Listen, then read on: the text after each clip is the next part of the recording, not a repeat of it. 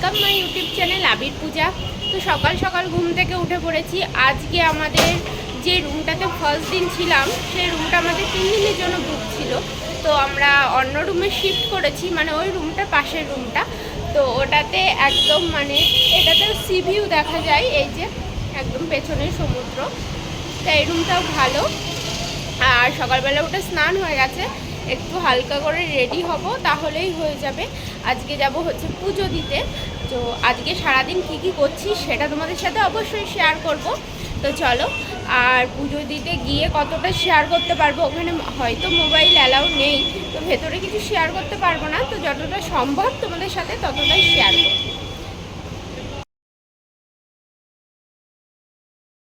Ready হয়ে গেছি, এটা হচ্ছে আমার ফাইনাল লুক। আমরা 3 জনাই সকাল সকাল রেডি হয়ে গেছি।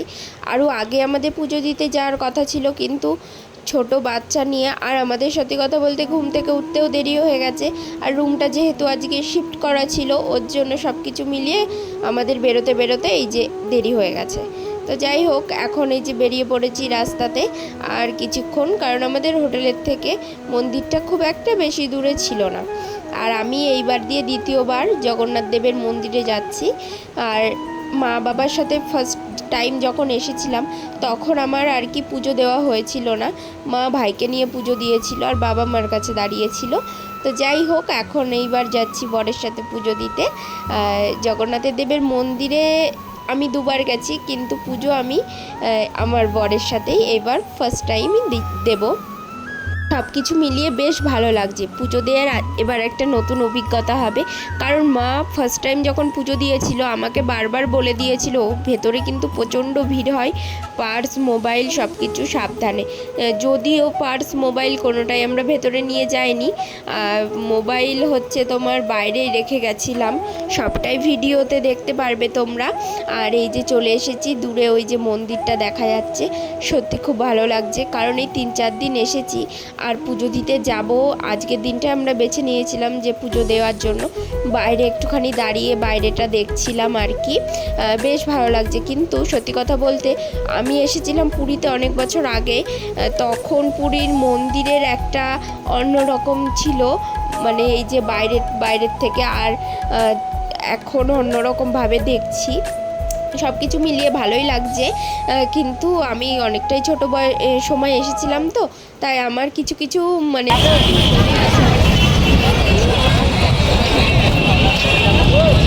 এখন এখানে একটু বসে থাকবো। এত ভিড় ভেতরে কি বলবো, প্রচণ্ড তাও বলছে নাকি আজকে ভিড়টা কম, এর থেকে নাকি আরও ভিড় হতো। এখানে বসো। আর আমাদের ঠিক পেছনে ওই যে রথগুলোকে এখন কাঠামোগুলোকে খুলে রাখছে, এইখান দিয়েই হচ্ছে রথটা যায়। অবশেষে পুজোটা দিয়ে একটু মন শান্তি, ভালো লাগছে। আসলে 3-4 দিন এসেছি আর আজকেই পুজোটা দেওয়ার জন্য ভেবেছি, কারণ কালকে আমরা যেহেতু গাড়িতে উঠবো ওর জন্য। আর মানে আজকেই ভাবলাম যে পুজোটা দেবো, কারণ সকাল থেকে না খাওয়া, ওর জন্য। চারিপাশটাতে এত শব্দ, ওর জন্য আমি আমার ভয়েসটা বন্ধ করে দিয়ে পরে ভয়েস দিচ্ছি। আর আমার গলার অবস্থা কিন্তু প্রচণ্ড খারাপ, কারণ এই যে ঘুরে এসে আমাদের 3 জনারই প্রচণ্ড শরীর খারাপ। এই পুজোর আগে আগে যে এতটা শরীর খারাপ হয়ে যাবে ভাবতেই পারিনি। তো তোমরা একটু কিছু মনে করো না, কষ্ট করে আমার ভয়েসটা একটু শুনে নিও।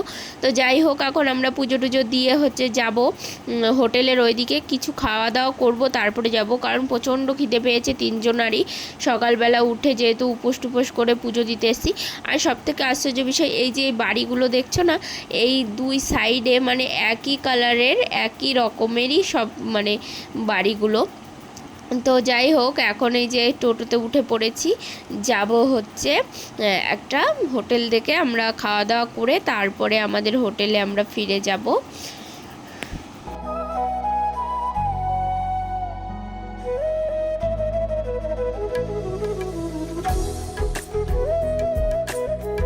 চলে এসেছি, দেখে বুঝতেই পারছো এটা হচ্ছে স্বর্গদ্বার। তো আমরা একেবারে স্বর্গদ্বারের সামনেই নামলাম। তোমাদের দাদাভাই আগের দিন সকালবেলা এত দূর হাঁটতে হাঁটতে এসে দেখে গেছে এখানে নাকি একটা ভালো একটা হোটেল রয়েছে, তো ওর জন্য একটা বাঙালি হোটেল। তো আমি বললাম ঠিক আছে চলো স্বর্গদ্বারের সামনে দিয়েই যাই তাহলে, তো ওর জন্যই আর কি যাচ্ছি। আর মা বাবার সাথে প্রথমবার যখন এসছিলাম আমরা এই সাইডেই ছিলাম, আমরা যে হোটেলটায় ছিলাম সেই হোটেলটার থেকে স্বর্গদ্বারটা খুব একটা বেশি দূরে ছিল না। তো আমরা এখন এই স্বর্গদ্বারের ভেতর দিয়েই যাব হচ্ছে ওই হোটেলটাতে। আর সব কথা মনে পড়ে যাচ্ছে, মা বাবার সাথে যখন এসেছিলাম সব কিছুই মনে পড়ে যাচ্ছে। সত্যি মানে স্মৃতি বলতে যদি কিছু থেকে থাকে তো সেগুলোই মনে পড়ে যায় আর কি। এই দেখো আবিরের খুব ঘুম পাচ্ছে আর আমারও ঘুম পাচ্ছে। আসল কথা হচ্ছে কি খিদেতে সব কিছু মিলিয়ে আর কি ঘুম পেয়ে গেছে।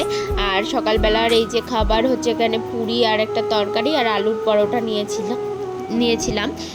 যাই হোক খাবার দাবারগুলো খুব ভালো ছিল। আর সত্যি কথা বলতে কি এই পুরী এসে না খাবার দাবার মানে বাইরে বেরিয়ে সত্যি কথা বলতে একমাত্র আমাদের ওইখানে ছাড়া আর কোথাওই ভালো লাগে না খাবার দাবার।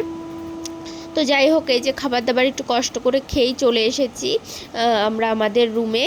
প্রচণ্ড টায়ার্ড, এখন একটুখানি রেস্ট নেব। আর আমাদের সকালে টিফিন করতে করতে ওই 12টা সাড়ে 12টা মতো বেজেই গেছিলো, কারণ দুপুরের লাঞ্চ টাইমও হয়ে গেছিলো আর কি। তো যাই হোক হালকা করে কিছু না খেলেই নয়, যেহেতু প্রচণ্ড খিদে পেয়েছিল। এই যে এখন আমি একটুখানি ফ্রেশ হব, 1-1.5 ঘন্টা মতো একটু রেস্ট নিয়ে আবার চেঞ্জ করেই বেরিয়ে পড়লাম লাঞ্চ করতে। তো আমরা যেই হোটেলটাতে ছিলাম সেই হোটেলটার নিচে ওদের নিজস্ব রেস্টুরেন্ট ছিল, কিন্তু সেই রেস্টুরেন্টের খাবার দাবার কোনোটাই কিছু ভালো ছিল না আর প্রচণ্ড দাম ছিল। তো দামটা যেমন তেমন, খাবার যদি ভালো হয় তো কাস্টমাররা তো খাবেই। তো যাই হোক সেখানে খাবার দাবার আমাদের খুব একটা ভালো লাগতো না বলেই আমরা অন্য জায়গায় খাবার দাবার খেতে যেতাম আর কি। আর সকালবেলা যেখানে খাবার দাবার খেয়েছিলাম সেখানকার খাবার দাবার আমাদের ভালোই পছন্দ হয়েছে, তো সেইখানেই যাচ্ছি খেতে। সত্যি কথা বলতে মেনু কার্ডটাও আমরা সকালবেলায় দেখে এসেছিলাম, তো ওখানে অনেক ভালো ভালো আইটেম রয়েছে, তো ওর জন্যই ভাবলাম যে ঠিক আছে চলো সেখানে গিয়ে আবার খাওয়া যাক, তো ওর জন্যই যাচ্ছি। আর সত্যি কথা বলতে কি মানে হেঁটে হেঁটে যাওয়ার শক্তি আর নেই ওর জন্য। তো তোমাদের দাদাভাইকে বলছিলাম একটা টোটো করতে, তো আমাদের হোটেল থেকে যেখানে আমরা যাব তো সেই রেস্টুরেন্টটা খুব একটা রেস্টুরেন্ট বলছি মনে হচ্ছে এই রাস্তায় ঘুমিয়ে পড়ি। হেঁটে হেঁটেই চলো, আমি এখানে বসে পড়েছি।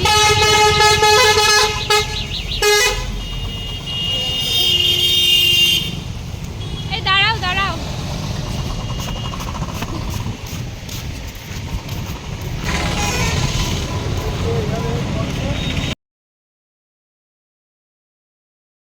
হেঁটে হেঁটেই যাওয়া যেত, কিন্তু তবুও একটা টোটো করে নিলাম, কারণ হেঁটে হেঁটে যাওয়ার শক্তি আমাদের তিনজনের কারোরই ছিল না। তো চলে এসেছি আর বসেও পড়েছি, আর আমাদের অর্ডারও দেওয়া হয়ে গেছে। এসেই ফার্স্টে অর্ডারটা আগে দিয়ে নিয়েছি। তো দেখো একটা থালি অর্ডার করেছিলাম, একটা ভাজা রয়েছে সেই থালিটাতে, আর রয়েছে মাছের মাথা দিয়ে একটা তরকারি দিয়ে একটা ঘন্ট মতো, আর ওই যে ডাল আর পটল চিংড়ি, আর আমি নিয়েছিলাম হচ্ছে পমফ্রেট মাছের ঝাল, আর আমার বর নিয়েছিল হচ্ছে ইলিশ মাছের ঝাল। তো ও অনেক মানে কালকের থেকেই বলছে যে ইলিশ মাছ খাবো ইলিশ মাছ খাবো, ওর জন্য ও ইলিশ মাছ নিয়েছে। আর সত্যি কথা বলতে মাছটার টেস্টটা খুবই সুন্দর ছিল, আমরা ভাবছিলাম কেমন হবে না হবে। খাওয়া দাওয়া করে তারপরে চলে এসেছি রুমে। আর এসেই দেখো আমার অবস্থাটা, খেয়ে এসেই আমি শুয়ে পড়েছি, কারণ ওই যে বললাম আমার আর পায়ে হেঁটে আসার শক্তিটা পর্যন্ত নেই। কিন্তু ঘুরতে এসে যদি ঘুমাই তাহলে ঘুরতে আসার মানে কি? তো বাবা মার সাথে যখন আগেরবার ঘুরতে এসেছিলাম আমি মানে বরাবরই এই রকম ঘুরতে এসে ঘুরতে ভালোবাসি, কিন্তু আমি ওই যে হেঁটে হেঁটে হেঁটে হেঁটে ঘুরবো না। তো যাই হোক এই যে এটা হচ্ছে বিকেলবেলার ভিডিও, আমরা একটু রেস্ট নিয়ে একটু বেরিয়েছিলাম। সেদিনকেও গেছিলাম হচ্ছে গোল্ডেন বিচ, কারণ আগের দিন তোমাদেরকে বললাম যে গোল্ডেন বিচে গিয়ে সন্ধ্যা হয়ে গেছিলো, তো সেরকম কিছু একটা মানে আমরা দেখতে পাইনি আর তোমাদের সাথে ভালোভাবে শেয়ার করতে পারিনি, ওর জন্য আজকে অনেকটাই আগে আগে এসেছি। আর সত্যি কথা বলতে গোল্ডেন বিচটা এতটা ভালো লেগেছে না, খুবই ভালো লেগেছে। তো এই যে টিকিটের দামটাও তোমাদেরকে দেখিয়ে দিলাম। তো তো আমরা দুজনা টিকিট কেটে নিয়ে এই যে ভিতরে চলে এসেছি। আর ওই যে দূরে দেখতে পাচ্ছ ওই চেয়ারগুলোর কথা আগের দিন তোমাদেরকে বলছিলাম যে চেয়ারগুলো পাতা আছে, তো এখানে চেয়ারগুলো পাতা থাকে। ওই পুরীর যে বিচটা, ওই বিচে তো চেয়ারে বসার জন্য মানে পয়সা নেয়, কিন্তু এই গোল্ডেন বিচে কিন্তু কোনো পয়সা নেয় না।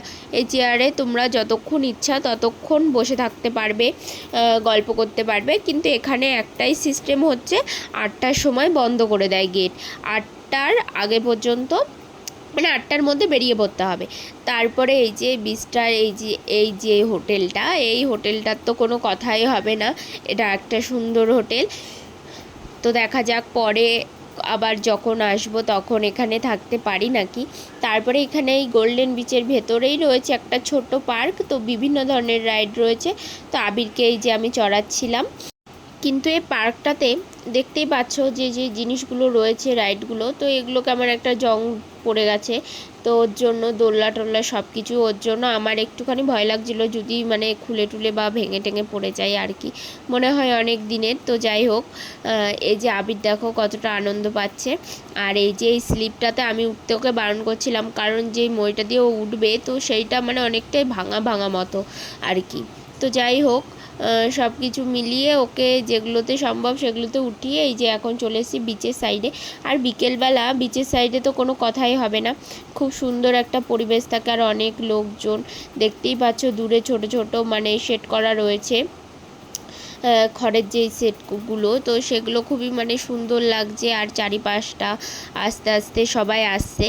আর এই গোল্ডেন বিচে কাঁকড়াগুলো মানে কি বলবো, আমি কয়েকটা কাঁকড়া ধরারও চেষ্টা করেছি, কিন্তু এত জোরে দৌড়াচ্ছে মানে কি বলবো, বালির মধ্যে চলে যাচ্ছে আর কি। আর আশ্চর্য বিষয় হচ্ছে বালির ভেতরেই ওরা থাকে, গর্ত রয়েছে ছোট ছোট, তো সেই গর্তগুলোর ভেতরে চলে যাচ্ছে।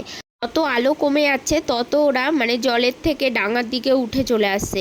আগের দিন যখন রাত্রেবেলা তো ছিলাম আমরা, সন্ধে টাইমে এসছিলাম, তখন মানে এই প্রচুর কাঁকড়া দেখা গেছে। মানে আজকের থেকে সেই দিন আমরা অনেক কাঁকড়া দেখেছিলাম, আর আজকে এই 2-1টা মতো দেখতে পাচ্ছি আর কি। কারণ অন্ধকার হলে ওরা করে কি মানে ডাঙায় উঠে আসে, আর ওদের যে গর্তগুলো সেইখানে।